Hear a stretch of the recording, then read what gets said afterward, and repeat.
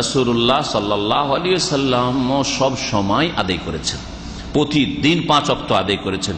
প্রতিদিন 5 ওয়াক্ত ফরজ আদায় করার পরেও অনেক ওলামাদের নিকটে রাসূলুল্লাহ সাল্লাল্লাহু আলাইহি ওয়াসাল্লামের তাহাজ্জুদও ফরজ ছিল। তাহাজ্জুদও কি ছিল?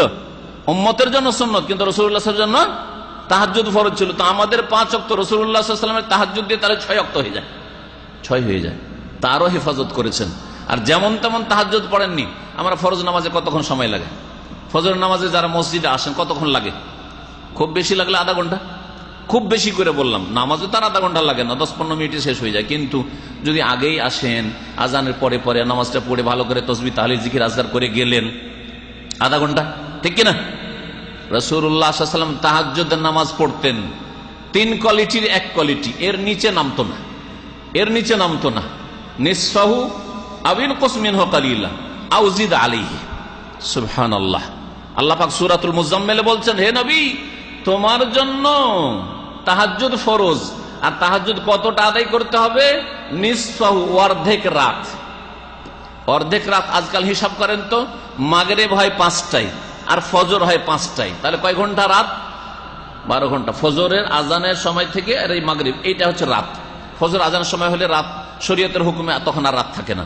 যদিও সূর্য ওঠা পর্যন্ত আমাদের ভাষায় সেটা রাতের অংশ, কিন্তু সেটা শরীয়তের দৃষ্টিতে নয়। তাহলে এই যে 12 ঘন্টাকে ভাগ করেন তো 5টা থেকে 5টা, অর্ধেক করেন তো কত হবে? 6 5 11, ঠিক না? তাহলে অর্ধেক রাত হয়। রাত কয়টায় আজকাল? 11টায়। 11টার সময় কি হয়ে যায়? অর্ধেক রাত হয়ে যায়। তাহলে আল্লাহ যে বলছেন নবীকে যে হে নবী তুমি তাহাজ্জুদ পড়ো নিসফাহু, তার মানে নবী সাল্লাল্লাহু আলাইহি সাল্লাম তাহলে কি করতেন? রাত 11টায়, বরং তার আগে। কারণ নবী সাল্লাল্লাহু আলাইহি সাল্লামের সুন্নতি তরিকা তাহাজ্জুদের ক্ষেত্রে তিনি তাহাজ্জুদ পড়ে ফজরের আগে আবার একটু ঘুমাইতেন। সদস্য 1/6 ঘুমাইতেন, 6 ভাগের 1 ভাগ, রাতকে আবার 6 ভাগের 1 ভাগ করেন। ফজর এখানে ওই সময়টা একটু ঘুমাইতেন, যাতে করে শরীরটা একটু আরাম বিশ্রাম পেয়ে যায়, আর তারপরে ফজরের নামাজটা সক্রিয় হয়ে আদায় করতে পারেন। কারণ লম্বা সময় তাহাজ্জুদ পড়ার পরে যদি এত ক্লান্ত হয়ে পড়েন যে ঘুম চাপছে, আর ওই অবস্থায় ফজর পড়েন, ফজরের ফরজ নামাজ পড়েন, তো ফরজে ত্রুটি থেকে যাবে, ফরজে মন লাগবে না, ফজরের নামাজে আপনার খুশু হবে না।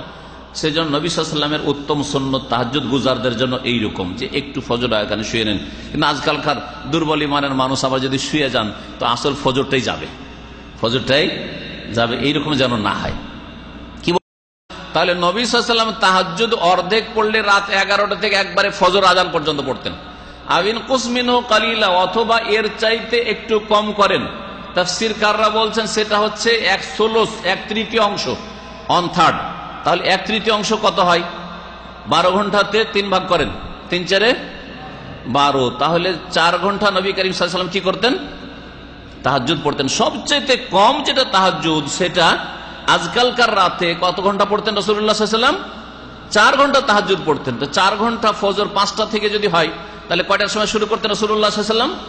ধরে নেন 1টা। যদি একবারে ফজর পর্যন্ত টান দেন আর ওইদিকে যদি আবার 1/6 বাদ দেন, তাহলে হয়তো 12টা বা তার আগে শুরু করতেন। জি, 12টা থেকে 4টা পর্যন্ত তাহাজ্জুদ পড়তেন। এইভাবে রাসূলুল্লাহ সাল্লাল্লাহু আলাইহি ওয়াসাল্লামের সর্বনিম্ন তাহাজ্জুদ রাত 12টা থেকে শুরু করে ভোর 4টা পর্যন্ত, অথবা 1টা থেকে শুরু করে 5টা পর্যন্ত হইতো। আও জিদ আলাইহি, অথবা এর চাইতে বেশি, মানে অর্ধেকেরও বেশি। তো অর্ধেকের বেশি কত হয়? 2/3 অংশ, 16 2/3 অংশ, 2/3 অংশ। তাহলে 12 ঘন্টাকে 2/3 অংশ কয় ঘন্টা হবে বলেন? 4 4 8 ঘন্টা। তো রাসূলুল্লাহ সাল্লাল্লাহু আলাইহি ওয়াসাল্লামের সবচাইতে লম্বা তাহাজ্জুদ হইতো কতক্ষণ? 8 ঘন্টা। এখন 8 ঘন্টা হইলে তাহলে 5টা থেকে 4 ঘন্টা শুধু বাদ দিয়ে দেন, 4 5 কয় 9। রাত 9টা থেকে রাসূলুল্লাহ সাল্লাল্লাহু আলাইহি ওয়াসাল্লাম তাহাজ্জুদ শুরু করতেন, আর ফজর 5টা পর্যন্ত তাহাজ্জুদ চলতে থাকত। এই কথাগুলি এমন যদি আমি জাল জয়ীফ হাদিস দিয়ে পেশ করতাম, তাহলে আপনাদের কি লাগতো যেগুলো কাল্পনিক কথা।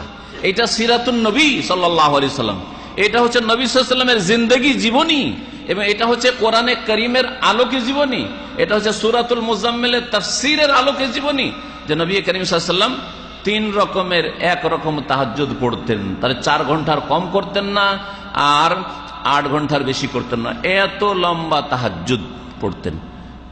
আপনার নবী যাকে ভালোবাসার কথা আপনি খুব মুখে উচ্চারণ করেন, তিনি তাহাজ্জুদ এত গুরুত্ব দিয়ে পড়তেন, আর আপনি 5 ওয়াক্ত নামাজের হেফাজত করেন না, আর নবীর শাফাতের আশা করে বসে আছেন। কি শাফাত পাওয়া যাবে? কখনো শাফাত পাওয়া যাবে না। আগের